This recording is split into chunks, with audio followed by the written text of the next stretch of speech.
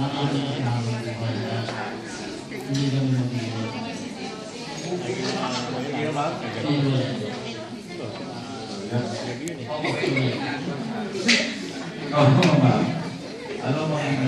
Anong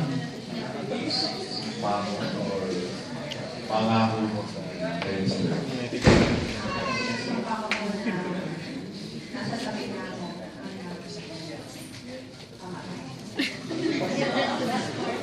Hanggang sa dulo ng hanggan. Okay. Dahil sila ng volunteer, so kakanan mo sila. So, kayo na susunod. Okay? Sino gusto mo muna? Okay.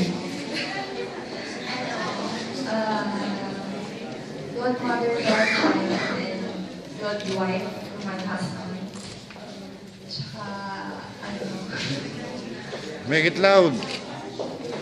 even if it's hard, I learn about you every day.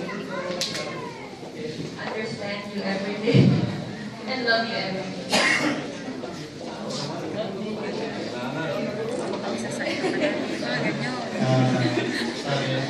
Para sa iyo, hindi kita susukuhan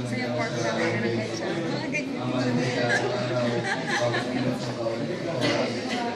Ikaw na pamansin. At ibigay ko lahat sa iyo mga buwang sa iyo. Wow. Kasama na sa ito ba, ha?